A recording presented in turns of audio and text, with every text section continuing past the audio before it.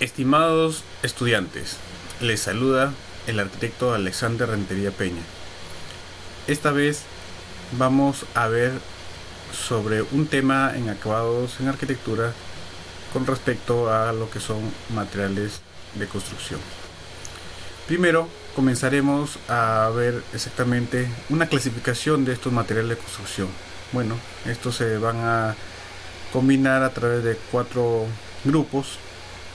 Cada grupo contiene una serie de materiales con las cuales se llega a componer o a trabajar dentro de los acabados en arquitectura. Por ejemplo, tenemos los materiales pétreos, que tenemos tanto naturales artificiales, las cerámicas y vidrios, cada uno con su nombre propiamente dicho, los materiales metálicos, por su condición, son un poco más resistentes, y los materiales conglomerantes. Para ello vamos a ver cada uno de estos grupos o clasificación de materiales de la construcción. Empezamos con los materiales pétreos. ¿Qué son los materiales pétreos? Prácticamente estos materiales pétreos, como viene o proviene del latín petrius, son aquellos componentes que provienen de la misma roca o de la piedra o de un peñasco, que habitualmente se encuentran en forma de grandes bloques, losetas o fragmentos de distintas formas o tamaños que realmente la naturaleza nos brinda a cada uno de nosotros como materiales para los acabados en arquitectura. Para ello tenemos, por ejemplo, tenemos como grandes piedras resistentes, el granito y el mármol, que son unos materiales porque acabado por su composición terminan siendo una piedra muy resistente ante el calor, ante la rayadura, ante el golpe, y que prácticamente dentro del mercado es muy costoso, ¿no? Por la calidad de su decoración, en la cual entra a todo lo que son acabados dentro de una edificación. También tenemos la pizarra, piedra caliza, que terminan siendo otros elementos de la misma material o la misma calidad de piedra, pero que dentro del mercado terminan siendo un poco más cómodo para que el poblador pueda adquirir o lo pueda instalar dentro de su edificación. Prácticamente el tema de su composición, su dureza es diferente ante lo que es el granito, el mármol, y es prácticamente mucho más asequible.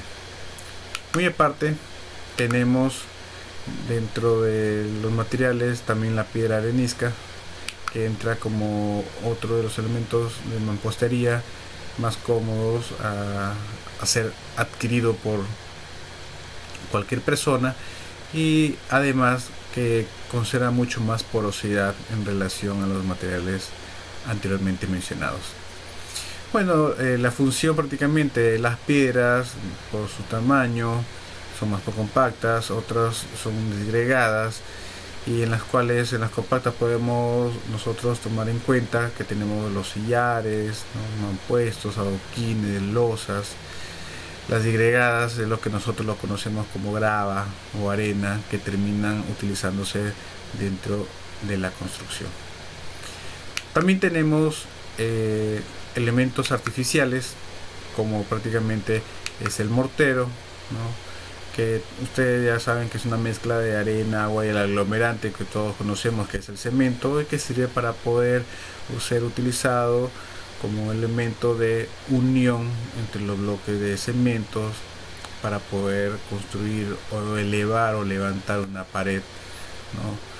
Tanto lo que son utilizados también para pavimentos, para crear bloques de concreto, etcétera.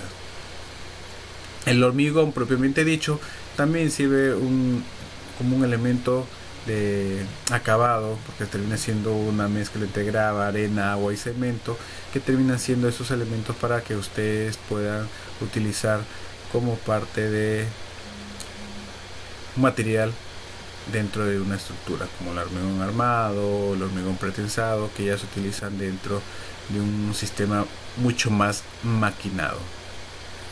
También tenemos lo que viene a ser las cerámicas y vidrio, que prácticamente son materiales inorgánicos compuestos por elementos metálicos y no metálicos, ¿no? Que van vinculados químicamente dentro de su composición.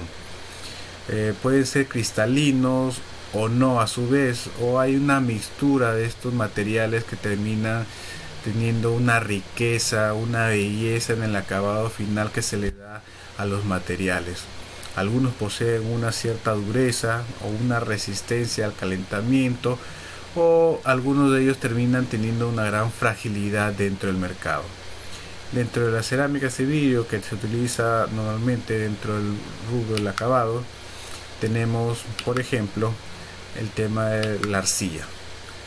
La arcilla cocida, como todos conocen, es prácticamente ese elemento que sirve para poder ser utilizado dentro de una estructura, de una vivienda, una edificación. Hay muchas formas de utilizar la arcilla, la composición de lo que viene a ser el ladrillo, que prácticamente ustedes lo pueden notar, ¿no?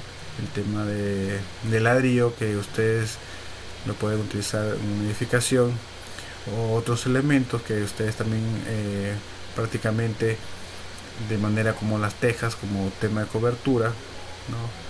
O ciertos elementos ya decorativos, ¿no? También tenemos lo que es la losa, que es una mezcla de una arcilla blanca con sílice de feldespato, como pueden ver ustedes en la parte media, y ahí tenemos diferentes formas de losa en la cual ustedes pueden tener como un acabado final en ciertos elementos de acabados en arquitectura. Algunos materiales refractarios que terminan siendo esos elementos que se ubican como revestimiento interior en los altos hornos, se podría decir, porque realmente sus componentes eléctricos y electrónicos que tiene el material permite absorber el calor y soporta muy bien el mismo, ¿no? A altas temperaturas. Muy aparte, tenemos, ¿no?, dentro de los acabados de arquitectura, las cerámicas blandas, ¿no? En este caso empiezan a cambiar por el tema de su fragilidad, de su composición. Por ejemplo, el grés, que es un componente que mantiene un aspecto más vidriado en la parte superior, que es el acabado final, por ejemplo el cerámico, y que le empieza a dar un aspecto más agradable como figura o color que se le puede integrar a este elemento, ¿no? Claro que el grés es una cerámica blanda que va por encima como una capa superficial sobre una baldosa con una dureza que podría ser de arcilla. La porcelana, que es un acabado, como mayormente uno lo conoce o ha escuchado el nombre, la porcelana, que se utiliza bastante o habitualmente dentro de la vajilla. En la arquitectura también se utiliza bastante, por ejemplo en el tema de los inodoros, lavatorios, las tinas, etcétera, que normalmente por su forma más compacta o dura pueden resistir hasta la abrasión o el contacto con ácidos. Se utilizan también en el tema de la porcelana en lo que son las vajillas o aislantes eléctricos y los mismos equipos sanitarios que ustedes tienen hasta en casa. También empezamos a tener o a hablar sobre los materiales metálicos. ¿Cuáles son los materiales metálicos?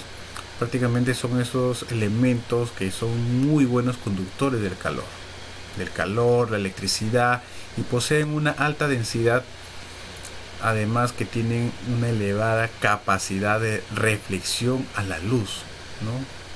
Aparte de ser muy sólidos en su composición, resisten altas temperaturas, ¿no? O temperaturas normales con las cuales normalmente se da cuando están expuestos a la intemperie, ¿no? Son elementos metálicos que también se extraen de los mismos minerales, de rocas minerales que se encuentran dentro de cada país, ¿no? Dentro de los materiales metálicos pues tenemos tres elementos muy importantes, como el acero, el aluminio y el cobre.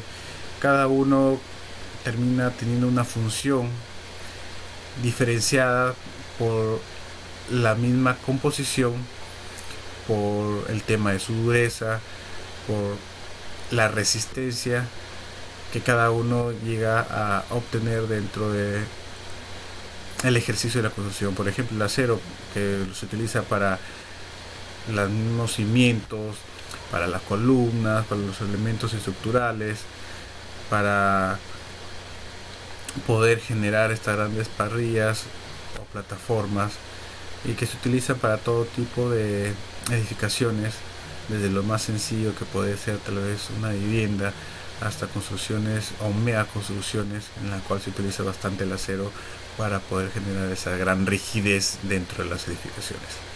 El aluminio, que prácticamente tiene un acabado diferente, tiene una capacidad de resistencia a la abrasión cuando se están expuestos a la intemperie, cuando son en barandas, o lo utilizan para los cerramientos, mamparas, etcétera. Y el cobre, pues, que es un material que antiguamente se utilizaba para la fontanería o todo lo que viene a ser la grifería, ¿no? El tema de la calefacción, y ahora que ya se está utilizando con el tema de las nuevas instalaciones de gas. Muy aparte que este material de cobre pues es un material que tiene una muy buena conducción de electricidad, por eso se utilizan dentro de los alambres de conexión del sistema eléctrico.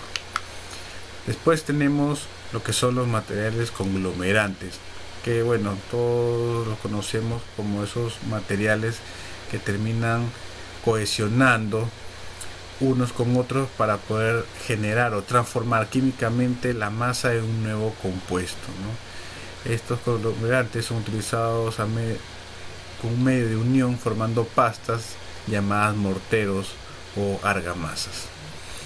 Siempre se ha escuchado sobre una diferencia entre qué es un conglomerante o un material aglomerante. Bueno, hay que tratar de definir esas dos diferencias. El conglomerante como material es capaz de adherirse a otros y a dar cohesión al conjunto por efecto de transformación química, formando masas de cohesión como ya los conocemos los morteros.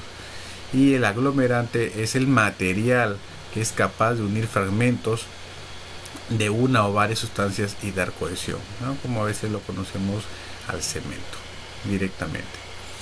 Bueno, entonces tenemos unos materiales conglomerantes como la cal, el yeso y el cemento, ¿no? Cada uno tiene una función diferente en relación a su utilización dentro de los acabados en la arquitectura. La cal conocido como un mortero blanco, que también se utiliza como un parte de acabado exterior. El yeso, que normalmente se obtiene del algés, es un elemento que es muy importante, que se utilizaba dentro de los acabados de arquitectura, normalmente en la parte de los cielos rasos, por el tema mismo del acabado, el color blanco de su estructura, que permitía realmente cubrir estas bóvedas, paredes, cielos rasos, porque son muy resistentes a la tracción, compresión y al mismo fuego, ¿no? Todas las facilidades que tiene el yeso, ¿no? Y el cemento, como ustedes lo conocen, es aglomerante que permite llegar a unirse a otros elementos, formar el mortero, que lo terminan utilizando para la ejecución misma del asentado de ladrillo, para la unión con otros elementos y terminar generando lo que viene a ser el concreto, ¿no? La mezcla para poder llegar a ser utilizada para los vaciados, ¿no? O los llenados de las bases de los elementos verticales o las coberturas dentro de una edificación. Bueno, estudiantes, eso es todo por el momento. Espero hayan captado todos estos pequeños conocimientos en base a lo que son los materiales de construcción dentro de los acabados de arquitectura. Me despido esperando que esta información haya sido también útil para su misma formación como profesional, y nos estamos viendo. Muchas gracias.